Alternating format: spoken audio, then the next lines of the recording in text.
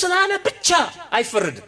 መጽሐፍ ቅዱስን ስለተናገረ ብቻ ያ የተናገረው መጽሐፍ ቅዱስ ያለውን ብቻ ይዘህ የምትሄድ ከሆነ ገደል ነው የምትገባው ይላል መጽሐፍ። በምድር ላይ ሰላምን ለማምጣት የመጣው አይምሰላችሁ ይላል መጽሐፍ አይል ሰላምን ለማምጣት የመጣው አይምሰላችሁ ሰይፍን እንጂ ይላል። ማን ነው ይሄንን የተናገረው? ምን አይነት መጽሐፍ ነው የምታነበው የሚሉ ሰዎች ይኖራሉ። መጽሐፍ ቅዱስ ነው ይሄንን የሚለው። ላንብብላችሁ።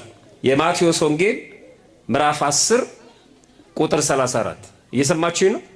የማቴዎስ ወንጌል ምዕራፍ 10 ቁጥር 34 በምድር ላይ ሰላምን ለማምጣት የመጣው አይምሰላችሁ ሰይፍን እንጂ ሰላምን ለማምጣት የመጣው አይደለም ይላል ክርስቶስ። እና መንገድ ላይ ጌታን ተቀበል የሚልህን ይሄን አስነብበውና ሁለተኛ ኢየሱስን ተቀበል እንዳትለኝ በለው። ለምን እንዴ ይሄው እያለ ሰይፍን ነው ማመጣው? ይሄ እኮ መጽሐፍ ቅዱስ አይደለም የሌላ መጽሐፍ ነው ማለት ነው። ክርስቶስ የሰላም አምላክ ነው ትላለህ? አዎ ይሄው አይደለማ በምድር ላይ ሰላምን ለማምጣት የመጣው አይምሰላችሁ ይላል። በጭራሽ ሊመልስልህ አይችልም።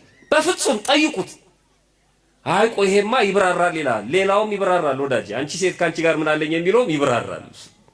የኛው ከተብራራ ማለት ነው አምላኬ አምላኬ ለምን ተውከኝ ያለው ይብራራል ማለት ነው። ንባቡን ብቻ ይዘን ምን ሄድ ከሆነ ገደል ነው የምንገባው። አይን ብታሰናክል አውጥተህ ጣላት የሚል ንባብ አለ አይደል? አይደል? አውጣና ጣላት። ሁለት አይን እያለ ገሃነመ እሳት ከምትገባ አንድ አይና ሆነ መንግስተ ሰማያት ብትገባ ይሻላል ይላል።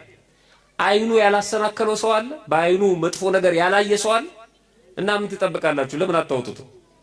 መጽሐፍ ቅዱስ እኮ ነው የሚለው። ይተረጎማል። ቅዱሳን አባቶች ተርጉሞ አስቀምጠውታል።